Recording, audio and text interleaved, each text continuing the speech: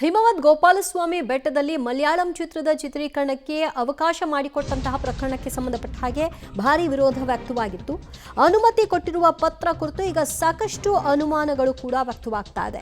ಸಾಕ್ಷ್ಯ ಚಲನಚಿತ್ರ ಚಿತ್ರೀಕರಿಸಲು ಅನುಮತಿ ನೀಡಿ ಪತ್ರವನ್ನು ಕೊಡಲಾಗಿದೆ. ಅರಣ್ಯ ಇಲಾಖೆಯ ಅಪರ ಮುಖ್ಯ ಕಾರ್ಯದರ್ಶಿ ಅನುಮತಿಯನ್ನು ಕೊಟ್ಟಿದ್ದಾರೆ. ರಾಜ್ಯ ಸರ್ಕಾರದಿಂದ ನೇರವಾಗಿ ಅನುಮತಿಯನ್ನ ಪಡೆಯಲಾಗಿದೆ. ಅದು ಯಾವತ್ತು ಇವರು ಅನುಮತಿಗೆ ಅರ್ಜಿ ಹಾಕಿದ್ರು ಅವತ್ತೇ ಅನುಮತಿಯನ್ನ ಕೊಡಲಾಗಿದೆ. ವಾಹನಗಳಿಗೆ ಸರ್ಕಾರದಿಂದಲೇ ಅನುಮತಿಯನ್ನ ಕೊಟ್ಟಿದ್ದಾರೆ. ಚಿತ್ರೀಕರಣ ತಂಡ ನಿಯಮ ಉಲ್ಲಂಘಿಸಿದ್ರೆ ಕಾನೂನು ಕ್ರಮ ಅಂತ ಕೂಡ ಹೇಳಲಾಗಿದೆ. ತೀವ್ರ ವಿವಾದದ ಬೆನ್ನಲ್ಲೇ ನವೀನ್ ಕುಮಾರ್ ಈ ಬಗ್ಗೆ ಸ್ಪಷ್ಟನೆಯನ್ನು ಕೂಡ ಕೊಟ್ಟಿದ್ದಾರೆ. ಹಿಮವದ್ ಗೋಪಾಲಸ್ವಾಮಿ ಬೆಟ್ಟದಲ್ಲಿ ಮಲಯಾಳಂ ಚಿತ್ರದ ಚಿತ್ರೀಕರಣಕ್ಕೆ ಅವಕಾಶ ಮಾಡಿಕೊಟ್ಟಂತಹ ವಿಚಾರಕ್ಕೆ ಸಂಬಂಧಪಟ್ಟ ಹಾಗೆ ಕೊಟ್ಟಿರುವಂತಹ ಅನುಮತಿಯ ಪತ್ರ ಕೂಡ ಲಭ್ಯವಾಯಿತು. ಅದರಲ್ಲಿ ಒಂದಷ್ಟು ಷರತ್ತುಗಳನ್ನು ಕೂಡ ಹಾಕೋ ಮೂಲಕವಾಗಿ 8ನೇ ತಾರೀಕು ಇವರು ಅರ್ಜಿ ಹಾಕಿದರೆ 8ನೇ ತಾರೀಕಿಗೆ ಅನುಮತಿಯನ್ನು ಕೂಡ ಕರುಣಿಸಲಾಗಿದೆ.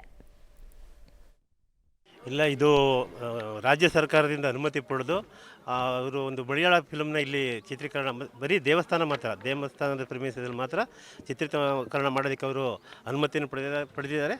ಆ ಅನುಮತಿ ಮೇಲೆ ಇಲ್ಲಿದು ರೇಂಜ್ ಆಫೀಸರು ಅವರಿಗೆ ಚಿತ್ರೀಕರಣ ಮಾಡೋದಕ್ಕೆ ಅನುಮತಿ ಎಲ್ಲಿಂದ ಆಗಿದೆ? ರಾಜ್ಯ ಸರ್ಕಾರ ಬ್ಯಾಂಗ್ಳೂರಿಂದನೇ ಆಗಿದೆ. ಈಗ ನಮಗೆ ಅದು ನಿನ್ನೆ ಗೊಂದಲಕ್ಕೆ ಕಾರಣ ಏನು ಅಂತಂದರೆ ನಮಗೆ ಅದರ ಆದೇಶ ಪ್ರತಿ ಸಿಕ್ಕಿರಲಿಲ್ಲ. ಈಗ ಆದೇಶ ಪ್ರತಿ ಲಭ್ಯವಿದೆ.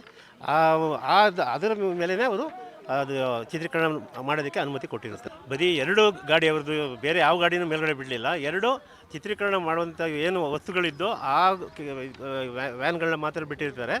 ಆಮೇಲೆ ಆ 2 ಗಾಡಿಗಳನ್ನ ಬಿಡೋದಕ್ಕೆ ಪರ್ಮಿಷನ್ ತೊಗೊಂಡಿರ್ತಾರೆ. ಖಂಡಿತ ಅದು ಆ ಥರ ಏನಾದರೂ ಉಲ್ಲಂಘನೆ ಆಗಿದೆ ಅಂದರೆ ಮೇಲಧಿಕಾರಿಗಳಿಗೆ ಕ್ರಮ ಕೈಗೊಳ್ಳೋದಕ್ಕೆ ಅಂದರೆ ಯಾರಿಗೂ ಗೊತ್ತಿಲ್ಲ ಇದು ಯಾವ ಮೂವಿ ಏನಂತ. ನಮ್ಮ ಹತ್ರ ತೊಗೊಂಡಿಲ್ಲ ಇವರು ಪರ್ಮಿಷನ್ನು. ಇವರು ಡೈರೆಕ್ಟಾಗಿ ಚಿತ್ರೀಕರಣ ಮಾಡೋದಕ್ಕೆ ಅನುಮತಿ ಕೊಡಿ ಅಂತ ಅವ್ರು ಏನು ಕೇಳ್ಕೊಂಡಿದ್ದಾರೆ ಗೊತ್ತಿಲ್ಲ. ನಮಗೆ ಸರ್ಕಾರದಿಂದ ಬಂದ ಆದೇಶದಲ್ಲಿ ಅನುಮತಿ ಕೊಡಿ ಅಂತ ಅಂದ್ಬಿಟ್ಟು ಆದೇಶ ಮಾಡಿದ್ದಾರೆ.